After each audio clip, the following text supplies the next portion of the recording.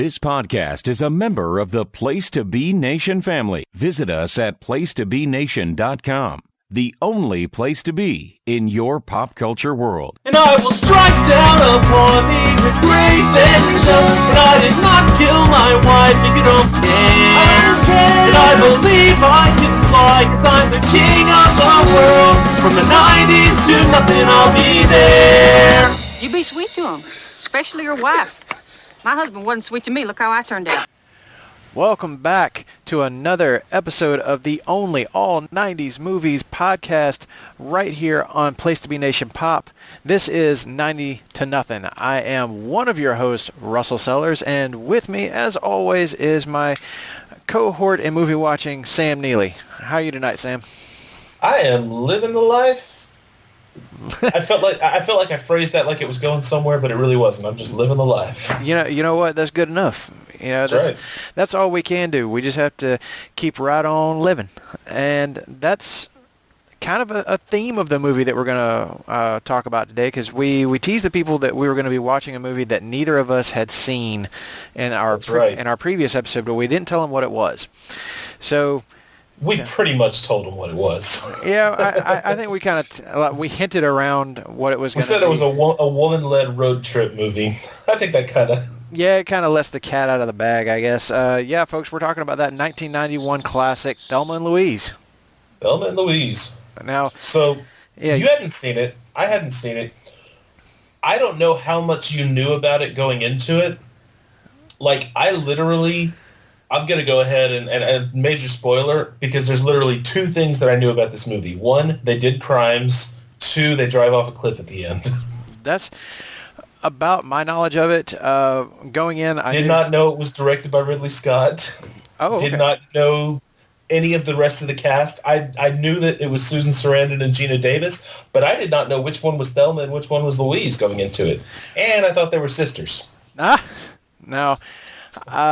I did know that it was a movie about two friends and the whole the cliff thing at the end. And the reason I knew about the cliff thing at the end is because it's been parodied in other movies.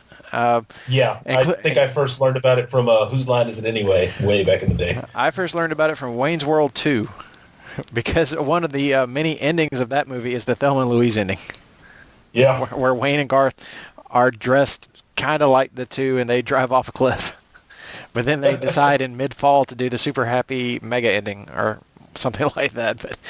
But yeah, that was about my knowledge of it. I knew Ridley Scott directed this one, and it seemed a little different for him, because I thought of him as like, the guy that directed Alien and Gladiator. You know, those are the two that I think of when I think of Ridley Scott. Yeah, kind of. That's where my mind goes. But watching this movie, it's very different from anything else I think he's done. And overall, I really enjoyed this movie a lot. I did too. It was, it was not what I expected, but it's also, I think there's a quality to some of the early 90s movies where you don't realize how invested you are in the characters until you're suddenly super invested in the characters. Yeah, this movie kind of sneaks up on you in that way, because I'll admit, I watched this movie about 3 or 4 times before we finally got to recording this episode. Yeah. And the first time I watched it, maybe I was distracted or something, because I just I wasn't really in it, I guess, in the first act. Like it was taking a minute for me to really feel engaged in the movie. And some of the stuff that was happening felt like it just kind of came out of nowhere. Like, I guess I just completely missed the part where they mentioned Louise, Susan Sarandon's character, having a boyfriend, because suddenly Michael Madsen just kind of shows up, and I'm like, okay, who's this?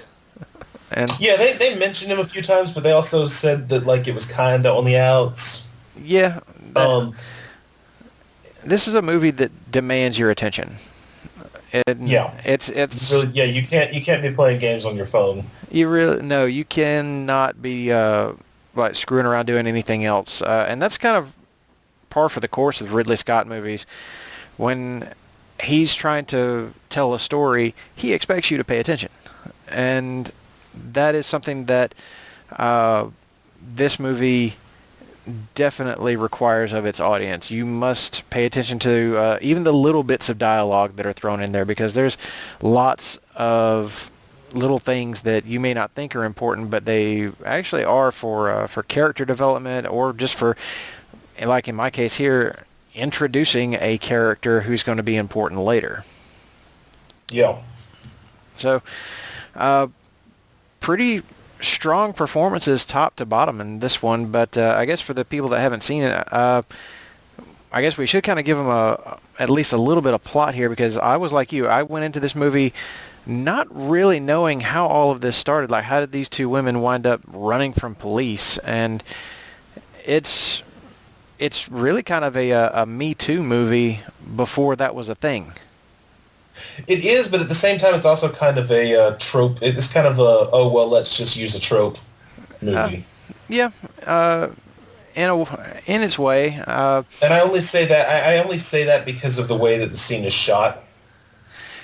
Yeah, those are difficult scenes to film, though. And the scene we're talking about is, to give a little background, Thelma is a bored, lonely, unhappy housewife. Very unhappy housewife in a small town in Arkansas.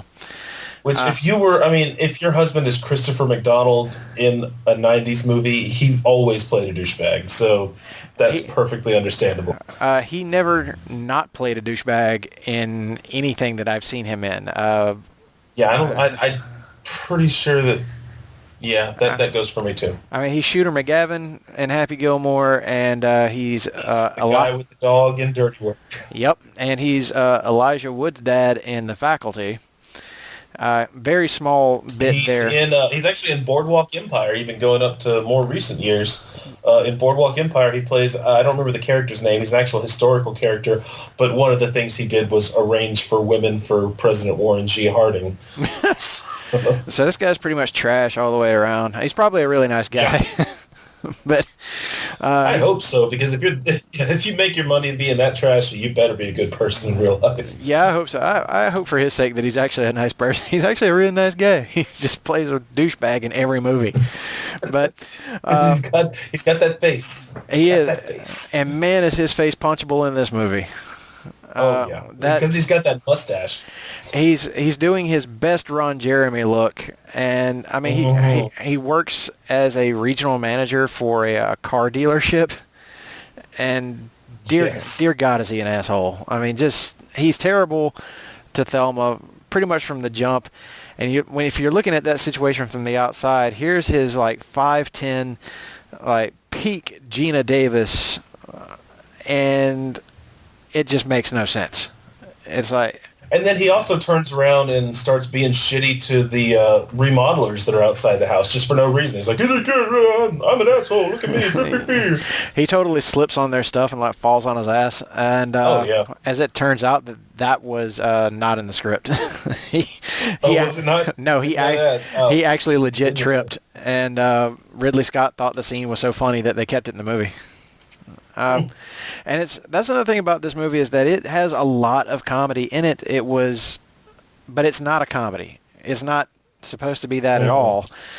But the trailers for the movie made it look like it was. So audiences were a little duped whenever they went into this one. The audiences would be a little pissed if they went into this thinking that it was a straight up comedy. But when you mention the slipping and keeping in the movie, there's a lot of little things that just kind of give you these indicators. There's as the plot goes, Louise has a friend who is getting rid of some property and is letting his friends borrow it. They're going to go camping for the weekend.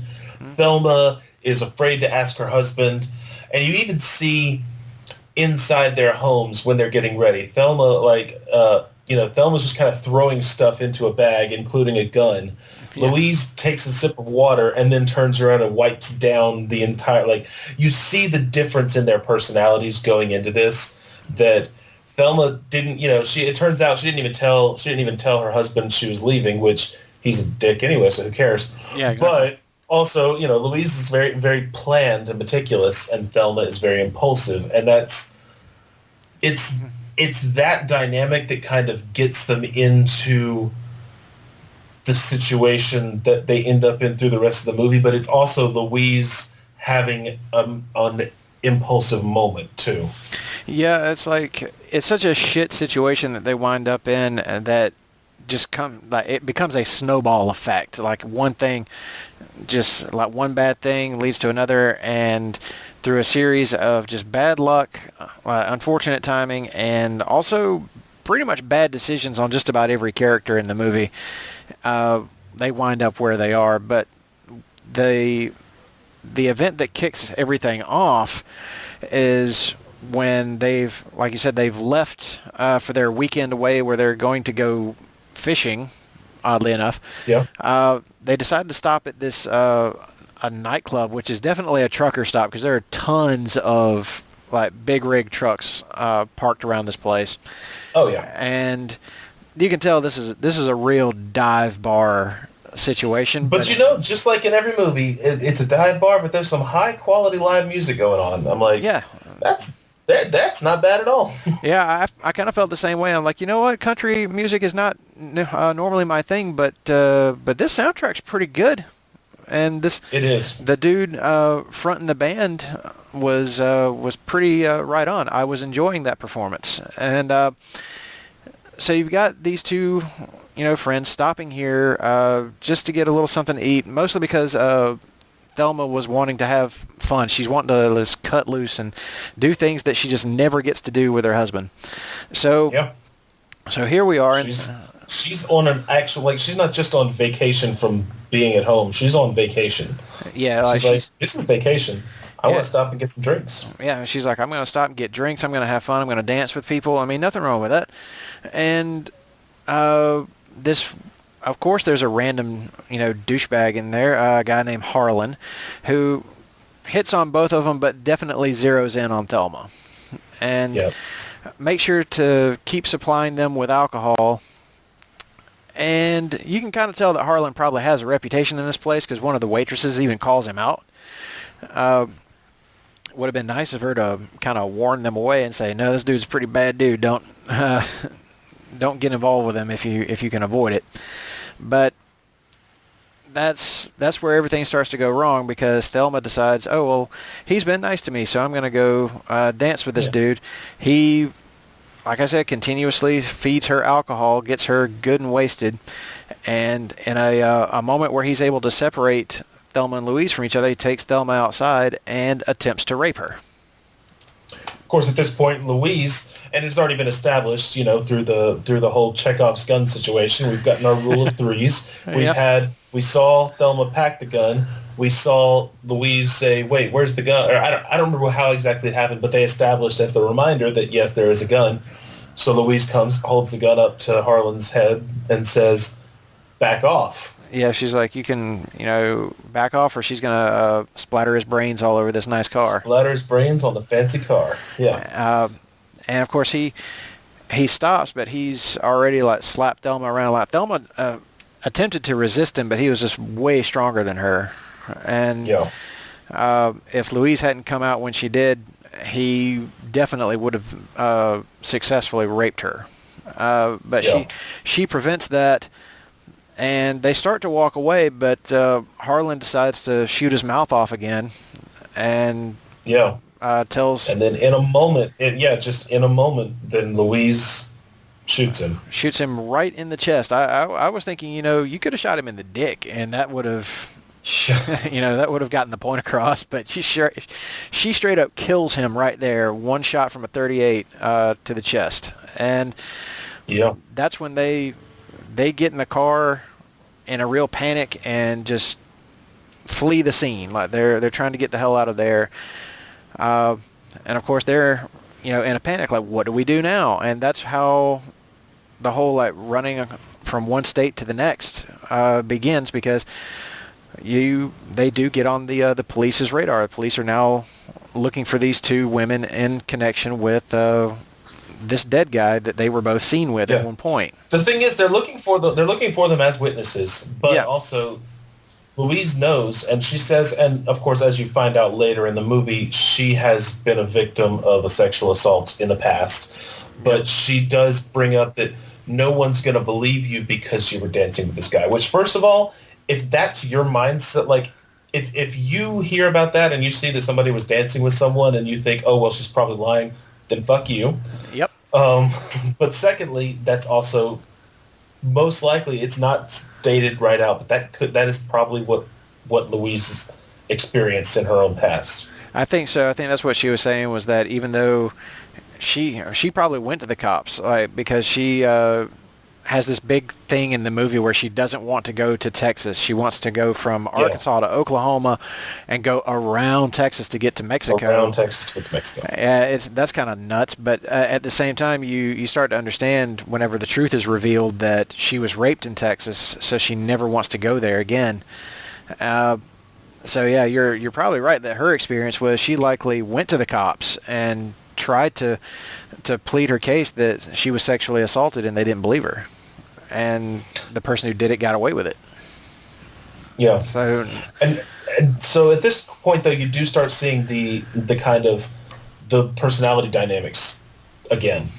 They stop at a hotel, and all Thelma wants to do is sleep because she's just processing. And Louise is already at this point devising a plan. She's like, well, I have, $6,000 in savings. I can get my boyfriend to wire me that amount and pay him back for my savings, and we can use that to get out. She's already devising a plan.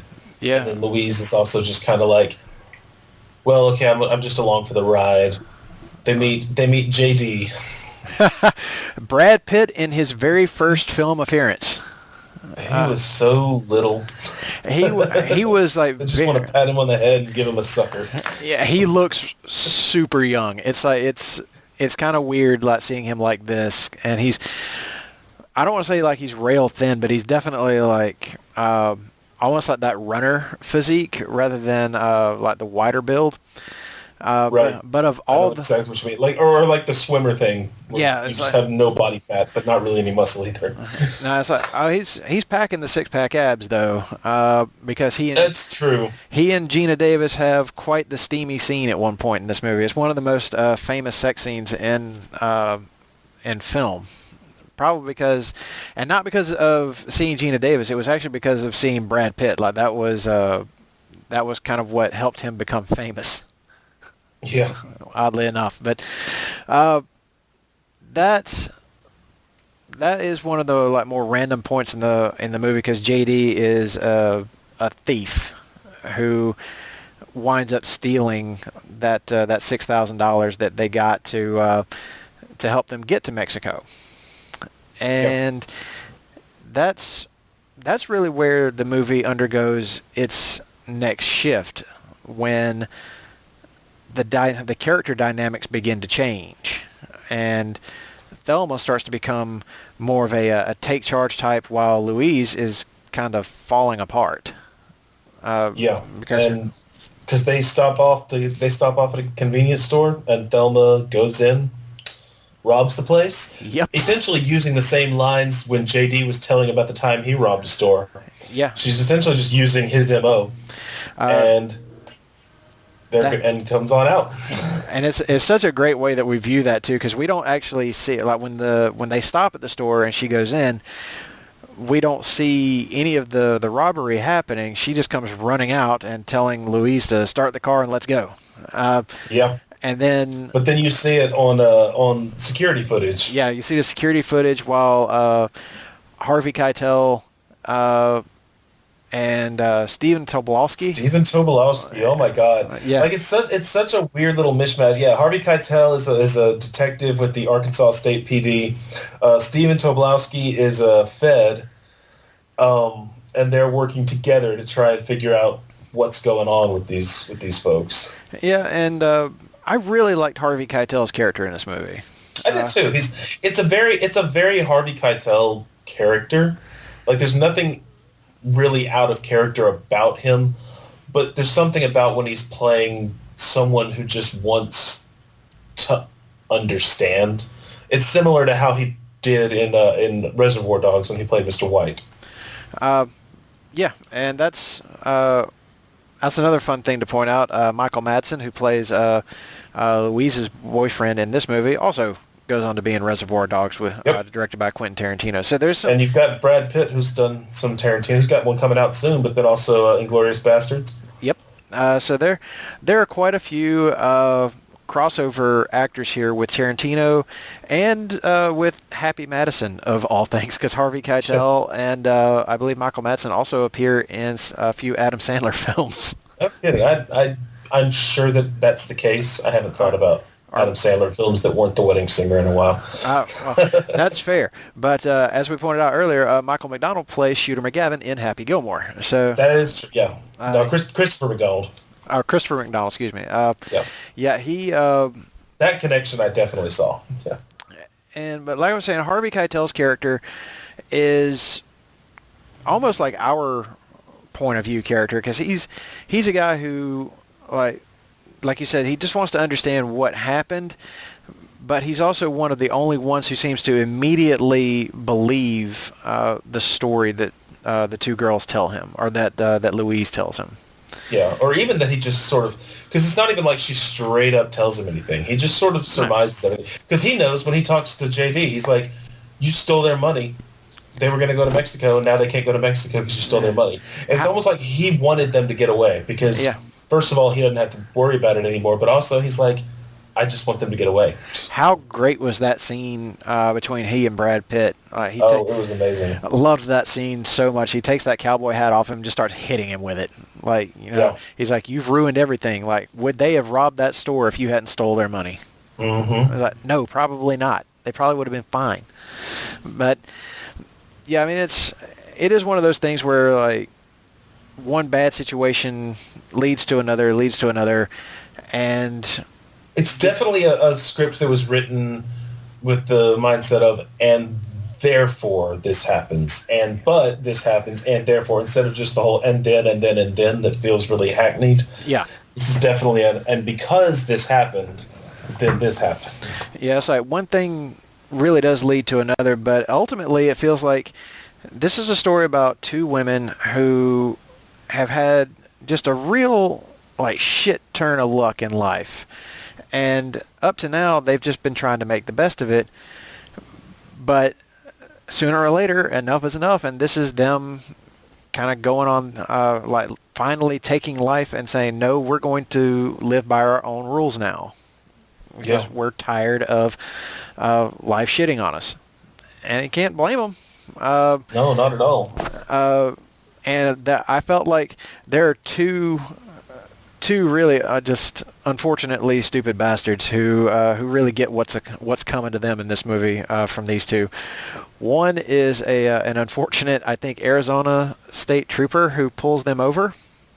Yes. And he's calling it in while they're already wanted by the FBI for questioning in connection to a murder. And while Louise is talking to him in the squad car, here comes Thelma and puts a gun right to his head and is like, well, here's how, our week has been going, and we can't let you call this in any further, so why don't you come on, get on out of the car. And this tough guy officer who's been throwing his weight around up to this point turns into a blubbering mess. Yeah. Probably peeing himself, and gets locked in the trunk of his car. But they did shoot air holes in the trunk, so yeah, at least he wasn't going to suffocate necessarily. Yeah, and they should have left him a beer. Like they had those 6-pack of beers. They should have left him a beer. But... those were his beers. They took them. Oh yeah, they should have left him one of his beers. Yeah, maybe. Although this nice guy on a bike who is also smoking a gigantic joint rolls up on the car and blows some weed smoke into the trunk for him.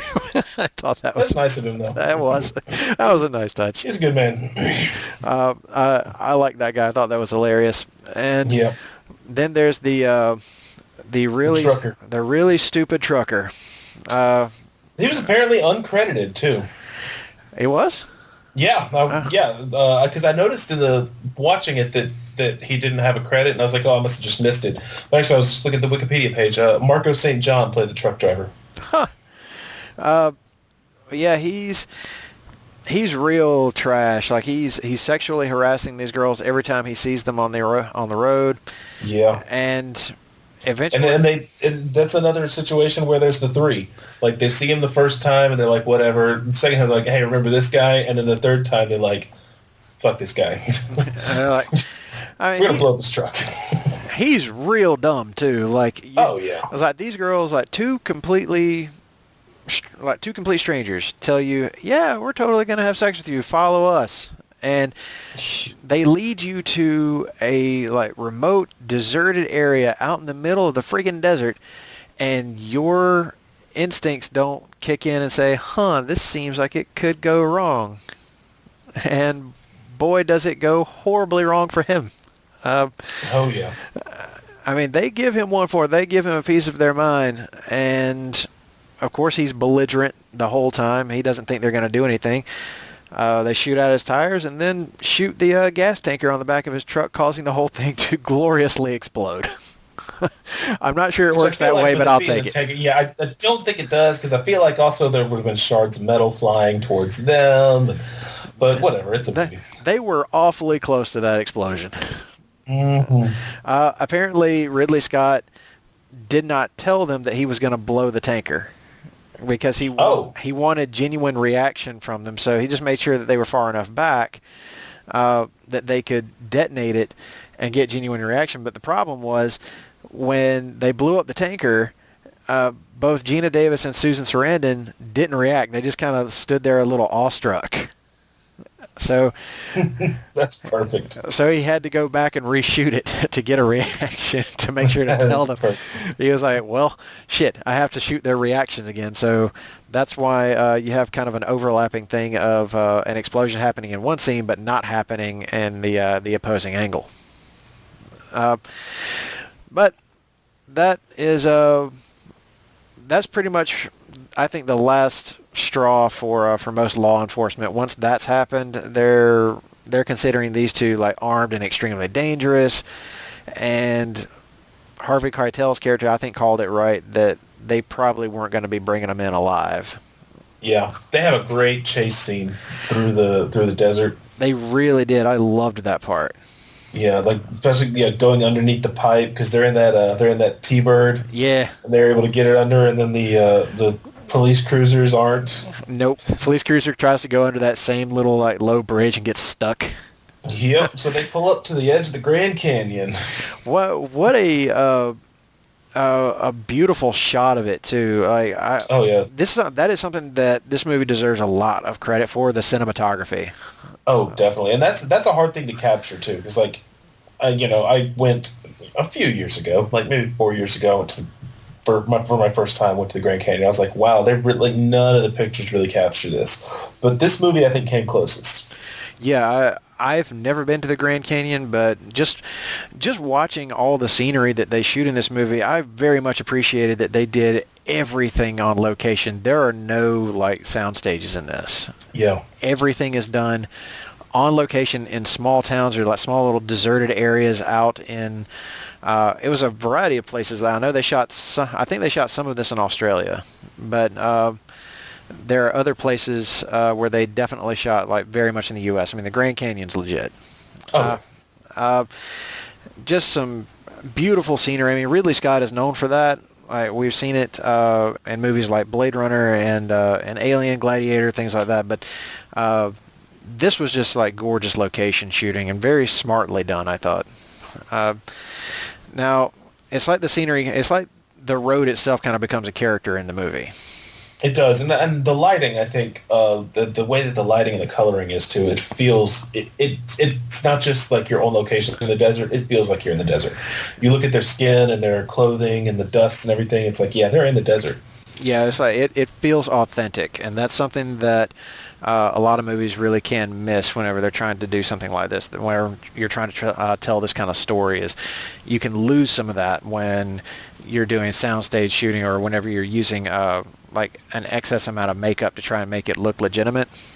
But no, that's not the case here. Everything feels very real. Like, this is a situation that feels like it could authentically go down if all these circumstances occur as they do here. Now, this movie has one other very interesting distinction, and that both Geena Davis and Susan Sarandon were nominated for Best Actress at the Academy Awards when this movie came out. Yeah. And neither of them won it because Silence of the Lambs came out that year. So Jodie Foster won. Ridley Scott was nominated for Best Director, but also lost out to the director of Silence of the Lambs. But this movie did win Best Original Screenplay. And I think that might have been the only award it got. That's the only Oscar that it got. The only Oscar that it it was nominated for cinematography as well, and film editing. Okay. So yeah, it grabbed. Excuse me. It did get best motion picture for the Golden Globes, but does that really count? It's debatable. But that's. I mean, if you got to lose out to a movie, Silence of the Lambs, that's not losing out so bad, I guess. Oh no, not at all. Quick comparison of Southern accents: who had the most believable one? Jodie Foster, Geena Davis, or Susan Sarandon? Oh, between the three, Susan Sarandon. Yeah, I very much agree with that. Hers feels very authentic. Mm-hmm. I don't want to criticize Geena Davis's Southern accent too much because I do know women who talk like that, but usually only when they're very riled up or upset about something does it get that. Yeah, hers. I mean, Jodie Foster's was not a great Southern accent, but no. She was a good actor. Other than that, in Silence. This is not Silence of the Lambs episode, but still. No. But just looking at these three women who were nominated for Best Actress, all of them having to put on Southern accents.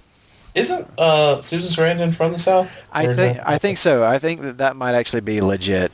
Because I always think of The Client, and she's got that very, very Memphis sound. Yeah. Well, she was born in New York, so that might or might not be the case. Then I just made that up. Well, that's what we do on the show. I was so impressed by her accent that I just assumed she was from the South. She's got a better Southern accent than I do. Some people can really put on that Southern accent and make it feel legit, even if they're not, necessarily Southern. Brad Pitt, for example, who really does sound legitimately Southern in this movie, and then again in Inglourious Bastards. Yeah. That thick Tennessee accent that he puts on there is pretty impressive. It is. Now, what did you think of the score for this movie? It was done by I don't want to say young, but necessarily, but yeah, I guess a young Hans Zimmer. There were some there were some parts where I wasn't actually sure if it was even a score or if it was just an instrumental version of a song. I liked that he used that kind of that steel guitar kind of sound. Yeah. And did that country solo at important emotional parts, especially in the end. I noticed it most in the end. Otherwise, it was just a soundtrack that I was noticing. But at the end, I noticed the score more. What did you think? The score at the end really stuck with me. I think that's when we finally hear... there are two sections of score that really stick out to me. It's the opening title sequence, which was originally not supposed to be shot for the movie. They created that because Ridley Scott loved Hans Zimmer's score so much that he wanted to showcase it at another point in the movie. Okay. So they created a title sequence for it. And then at the end, he has this really almost uplifting sounding score with a vocal choir in the back. Singing this really great melody as the car is going over a cliff.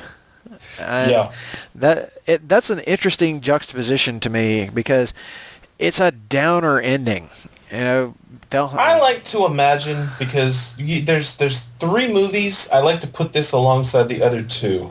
The other two are Chitty Chitty Bang Bang and Grease. And I like to say these are all part of the same cinematic universe, and that actually the car went flying away at the end, just like in those other two movies. Well, that's my headcanon, and I'm sticking with it. That's fine. I mean, I watch Grease completely differently because I look at Grease and think of it as Sandy's dead the entire time, and this is her version of purgatory and into heaven. Oh. Because she talks about. Of course, I watched Chitty Chitty Bang Bang, and the twist is that the entire movie sucks and it's a waste of your time. Well, if we ever start doing movies from whatever decade that one came out, we'll make sure to I lead don't off know. with that. It's bad. Hey, I wonder if we're going to get any hate tweets for like shitting on Chitty Chitty Bang Bang. No? Shitty Bang Bang. I don't There know. we Well, go. let's find out. If you hate if you love Chitty Bang Bang and I've pissed on your childhood by pointing out how bad it is, sorry. Not really. He's It's not bad. sorry. He's not sorry. I'm really not sorry. He's like, I've never known him to be sorry for any opinion he has. Don't let him. Oh, there's no, because I've had some bad opinions. But normally I just like pretend I never held them in the first place. It's like, no. There we go. That's the truth. Okay, that's fair. But I was never a full-blown Kurt Cobain conspiracy theorist in college. What are you talking about? no, never. That wasn't you. That was someone That was, completely different. That was the hockey player Cam Neely. That's him.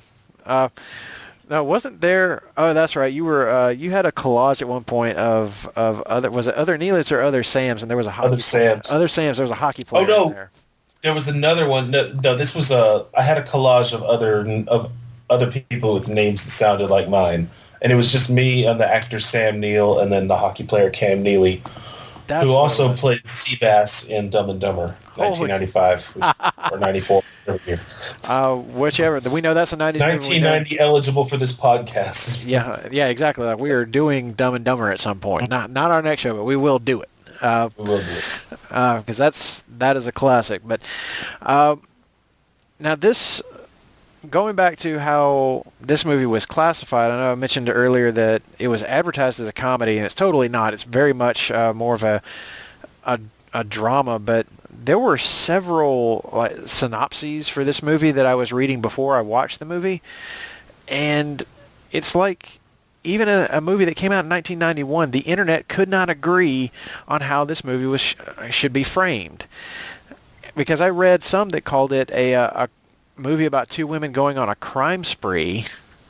See, and that was my thought, like going into it before I watched it. I thought that it was like Bonnie and Clyde, Yeah. but with two sisters. And so I was wrong on both counts because they're not sisters. And there's not really a lot of crime being committed here. Like No, there's the first one I still say it's not technically self-defense, but it is justified, or it's they wouldn't have gone away. I don't know. I say they wouldn't have gone away. I don't have any idea. If I were on the jury, I would not convict. Yeah, same. That's all I can say. Same, On a like, jury, I would not convict. I mean, I can't say what the jury ultimately would have decided in 1991, but I would have looked at the way I look at the situation is I think the evidence was there. If they had gone to the cops immediately, she could have said, "Look at Thelma's face. She has been assaulted by this dude. He was sexually assaulting her. Her clothes are torn." So there's plenty of physical evidence immediately that says this dude was attempting to harm her in a way, and her friend defended her. So is that going to say that you don't do jail time at all, that you completely get off here? Probably not.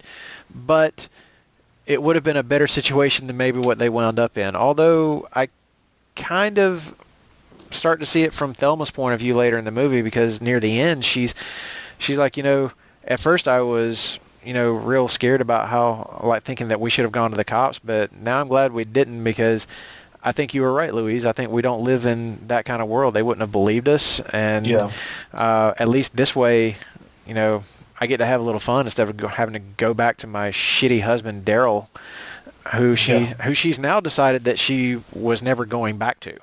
Oh no, yeah, and that's great. Like I think of the three quote unquote crimes that they do, the first two I would say were out of necessity, and then the third one is where they've kind of gotten used to it. But also, no one died. Only one person died. but in that third one, nobody did. Oh no, yeah, nobody else died. The only person who died was Harlan. And you know what? And you know what? Well, fuck him.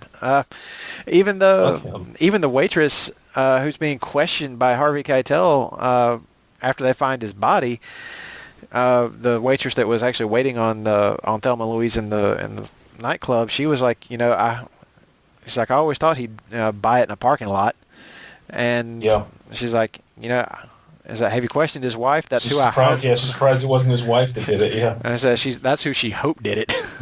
And I thought that was very telling. I really liked that waitress. I thought she was funny. And she was good like she was very very minor character, but she was a really good character. Like she was kind of the way she was hitting on Harvey Keitel's character a little bit made me think that these two have seen each other quite a bit. So it's making me wonder, does he come out here a lot? Is this probably? I mean, if they're in the same area, yeah. And I was like, is this place that bad where the cops have to come out here this often? You know what they need? A new bouncer. And that's where you get my crossover with Roadhouse that I have, that I'm also working on. It's part of the Roadhouse cinematic universe. Hey, Patrick Swayze was still in great shape when this movie came out, so yeah, he totally could have done that. This could have been the Roadhouse sequel we always wanted. Thelma and Louise and Roadhouse. Hey, you know what? Patrick Swayze would have oh God, he would have ripped Harlan's throat out in one swift move, tiger clawed him to death.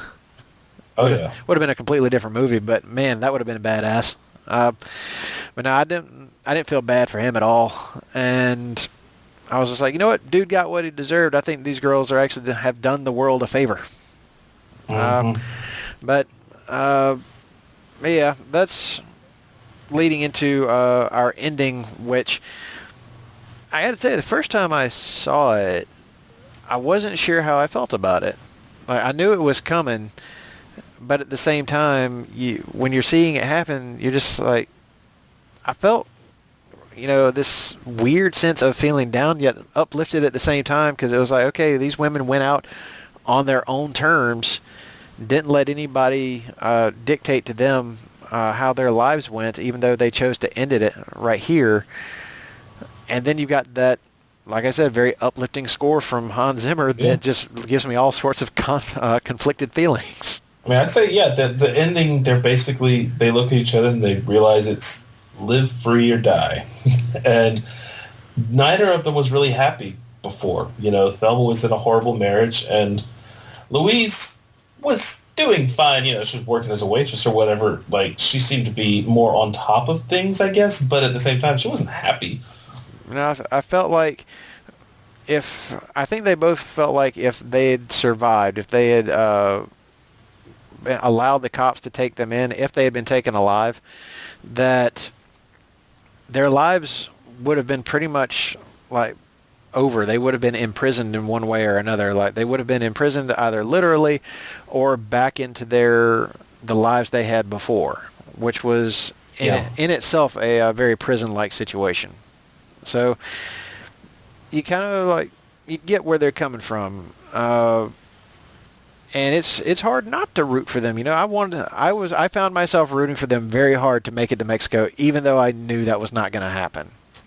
And that's one of the downer things about the movie, I guess, is you have to just accept going into it that your two lead characters are going to be two people that you really come to care for and root for, and they are both ultimately going to die. So that's where I was at the end of the movie. But I also couldn't think of a better way to end it. I mean, flying car. There we go. Yeah, flying car. Let's do the Grease ending. Car just flies off. Or they could do the Itchy and Scratchy and Poochie ending. There we go. Thelma and Louise died on the way back to their home planet. There actually was there was an extended version of the ending on the DVD release, where you actually see the car descending into the canyon. Nice. I think it works better with the flight. Joking aside, it works better with them going through the air because that's more symbolic of what, of their transcendence. I think so too. I think that was the right place to end it, and I like that it does that fade to white thing, and it basically flashes back to the big friendship moments of their journey, from the first moment where they took a selfie with a Polaroid. How about that? Yeah, I have that old school selfie on my notes. Yeah, I loved that. I was like, man, they talk about our generation like we're the ones who invented the selfie. No, we didn't. People have been doing that forever. There used to be selfie sticks. Yeah, exactly. They have a little switch to hit the thing. Also, I have to bring this up because I actually have just been winging it, not even looking at my notes. Oh. But I want that fish tank lamp that Daryl and Thelma had. Oh, Like God. it's a fish tank inside the lamp. Yeah, it is. Oh God, talk about some very '90s things that you see in this movie. Oh yeah. I mean the payphones, those are. And I have not smoked in years, but every time I do get just like nostalgic for being in college and being like, man, remember when you could smoke in a diner? That's true. Like everybody's just firing them up in this movie, and nobody bats an eye at it. It's just a normal thing, and okay, that's how it was back in the day, back in the late '80s, early. It was, 90s, but I think there was also a lot of tobacco industry product placement kind of contributing to that in movies and such. And certainly in this one, like Marlboro was certainly paying for some product placement in this movie. Mm-hmm. Ford likely too, because they're driving around in like a '60s model Thunderbird convertible, and that's another thing I appreciate about this movie's authenticity is that you don't really see any like big, like fancy cars. Even for the day, like if you think about it, no new model stuff. Everybody's driving around in older model cars. Daryl's car is a nicer one. Yeah, he works for a but he's dealership. Also general manager, so. Yeah, working at the dealership, I assume that you're probably going to be driving one of the newer cars, but nobody else in the movie is. Everybody else's cars is definitely older model stuff. Now, do you think this movie should have won more awards than it did? Yes, but I don't necessarily... Like, I'm aware that awards are kind of bullshit anyway. Fair. So, I'm not going to, scream and cry that it didn't. But I think that it deserves awards more than a lot of movies that have won awards. The movie's also, this was one that premiered at the Cannes Film Festival before it opened in a wide release. And critically acclaimed, definitely made a lot of money off of the budget that it was given. But it's also one of those that, of course, got a fair amount of criticism from usually dudes who felt like the movie was being hateful towards men. And well, they can put on their big girl panties and deal with it. Yep, that was my feelings too. I loved this movie as a film. After reading articles saying that Captain Marvel was terrible because Nick Fury is shown washing dishes, I'm over listening to man babies. Yeah, I can say that I didn't read any articles like that, but I do believe fully that they exist, and that's just... I didn't read them. I saw that they exist, and that was the extent of what I wanted to Well, nope. My knowledge, my secondhand knowledge, knowing that they exist, just, you know what, I just dismiss that as a thing. I'm like, that is not a person worth listening to. They have no worthwhile opinions. And nope. Honestly, there were a couple of film critics who said that this movie was, by their view, misogynistic. People are going to see this in different ways. Like, people are going to see the movie differently. And for me, the rape scene is incredibly uncomfortable. And that's, I think it's meant to be that. It's meant to make you, feel sick and feel, disturbed by what you're seeing. And,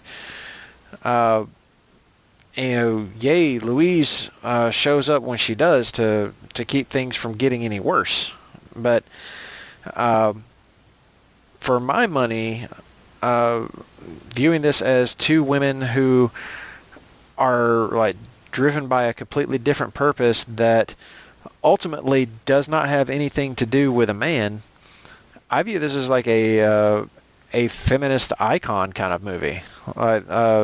Geena Davis and Susan Sarandon more than earned that title with this film. I absolutely love how they're presented as two incredibly strong female characters, more than capable of living their own lives on their own terms. And yeah, and I'm actually looking at some of the different thoughts on it right now, like how many different people. Some people say some people say it's misogynist, some people say it's feminist, and the reasons that they give for each one. Now I read some of the criticisms in that way, but I just didn't agree with it. One critic that I typically agree with, or at least when he was alive, on all of the movies he reviews was Roger Ebert, and his primary complaint on this movie was actually my primary complaint. The first time I watched it, it was the whole like fade to white ending. Like it felt like it just felt to him like maybe they were going somewhere else with that. And I guess I could see that from his perspective, the perspective of somebody watching this movie not knowing how it ends. Like if you were like if you were seeing this for the very first time, you had no idea what was going to happen to these two characters, and then all of a sudden it gets to that, you might feel a bit let down. You might, but I kind of wonder if maybe that's the point. Like Ridley Scott wanted you to feel sad. He wants the audience to really hate that these two women who like really took charge of their own lives to try and say, the world had been telling them, fuck you all this time, and they finally just decided to say fuck the world, that they don't get to win, or I guess they don't get to win in the way that maybe he wanted them to. Yeah. And, they don't get to win in the way they've been trying to win, but they choose a new way to win. Yeah, so ultimately I felt like they do, because they're not going to prison.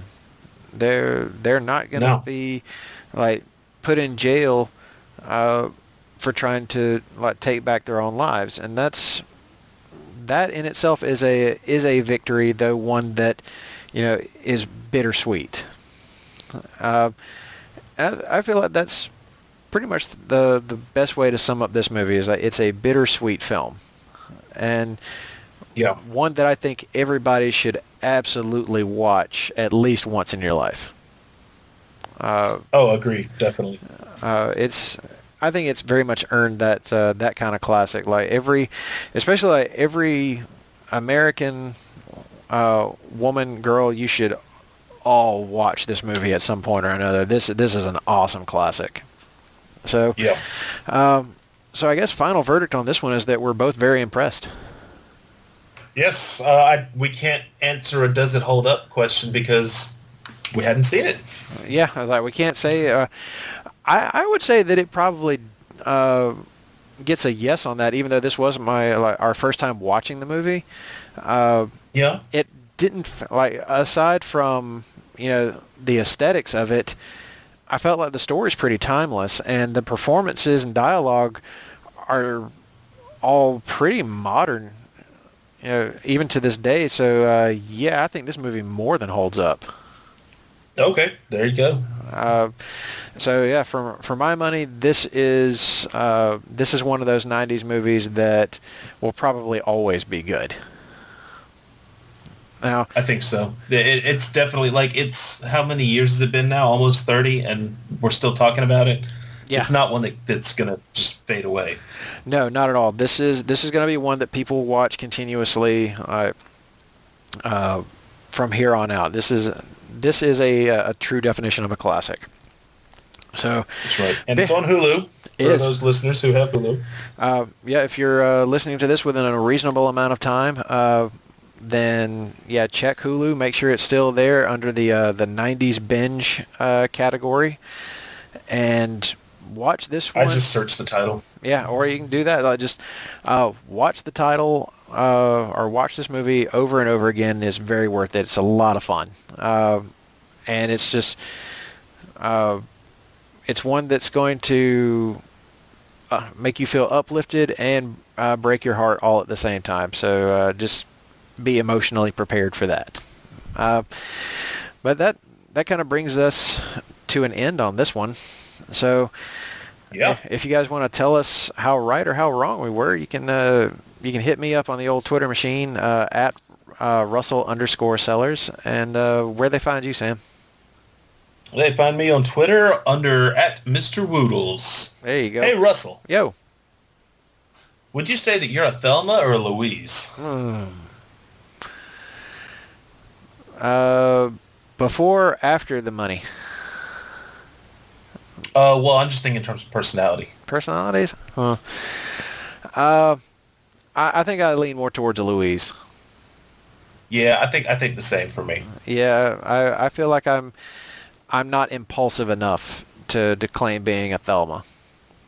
And no. I think that I am that impulsive, but I basically had to force myself not to be. So I turned into a Louise. But really, I'm a Thelma at heart.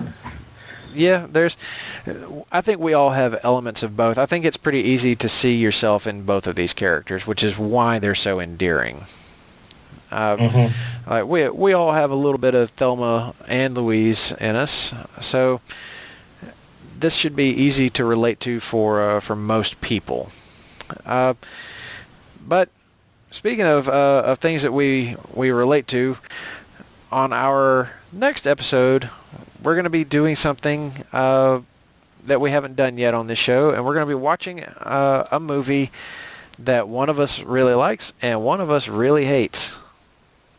And that movie, of course, would be Empire Records. So, that was Yes. I was about to say, I wonder if people can guess which one likes it and which one hates it. Yeah, that's a good question. Like, we'll leave that to because we tend to like a lot of the same movies and hate a lot of the same movies. So very true. Like, this is going to be a rare instance in the split. Like, which of us likes this movie and which of us hates it? Yeah, you don't know. I mean, that could be the poll that we put out to people this time. If we wanted to do one of those, instead of you guys picking the movie, we're going to pick it. You just have to figure out before we talk about the movie which of us likes this movie and which of us hates it. Yeah, let's do it. So we'll put that out there as a poll for people to vote in, and we'll tell you how many of you got it right on the next episode of 90 to Nothing. So, but with that, before you check out our next episode, there's plenty of other stuff on the Place to Be Nation Pop and Place to Be Nation Wrestling feeds for you guys to check out. Lots of excellent shows on both. I'm not exactly sure when this show is going up, so it's hard for me to say just exactly what shows have aired within that time frame. So just go and check out every one of the shows, because they all have something to offer you, regardless of what your taste may be.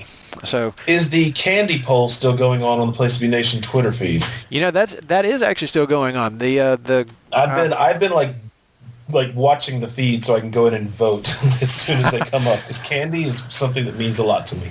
I have absolutely been all in on this candy tournament. I have been picking my favorites on Facebook and Twitter because I need to get out there on Facebook. Yes, there are votes on Twitter, there are votes on Facebook. Definitely take part in both. I mean, it's the Place to Be Nation version of March Madness, except we're doing the candy tournament, and I'm pulling for my either my Crunch Bar or my Kit Kat to go all the way. Yeah. Okay. I see. I haven't seen my Milky Ways come up yet, but they did though. Did they? Oh, yeah. It must have been today. Yeah, man, you got to get on that vote. I better get on that. Yeah.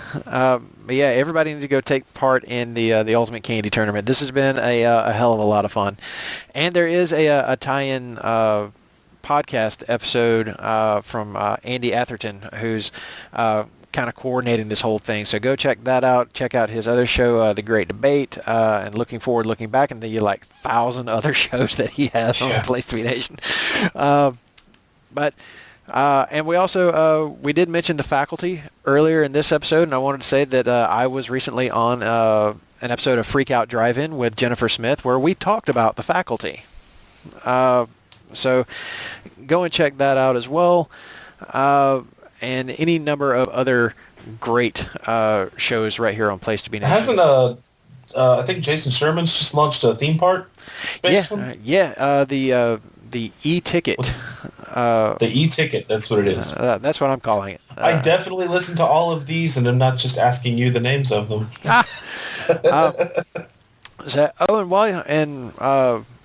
The poll may have closed by the time this is coming out, but I believe that Geek and Sassy will be coming up pretty soon with their annual The Sassies Awards. So hopefully you guys got a chance to go and vote in that. You can check out their Facebook page if that hasn't aired yet. You can check out their Facebook page and see if the ballot is still there for you guys to fill out and send in to them. With that, we will see you guys next time, and thank you for listening. Promotional consideration paid for by the following.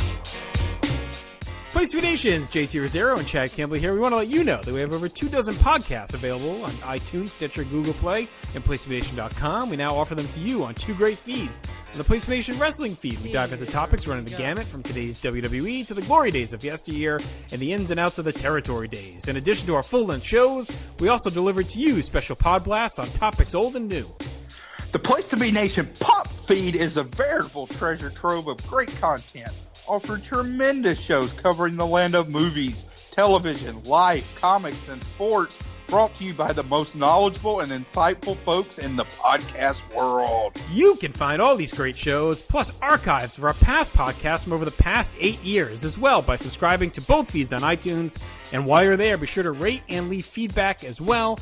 All of these shows, plus others, available on PlaceToBeNation.com, where we cover pro wrestling, sports, movies, comics, plus in-depth search projects, and much more. Be sure to support our site by using www.PlaceToBeNation.com/Amazon when doing your online shopping. We want to thank our friends at Boneheads Wing Bar, ProWrestlingOnly.com, and TheHistoryOfWrestling.com as well. Be sure to follow us on Facebook, Twitter, Instagram, and Tumblr. PlaceToBeNation.com, the only place to be in your pop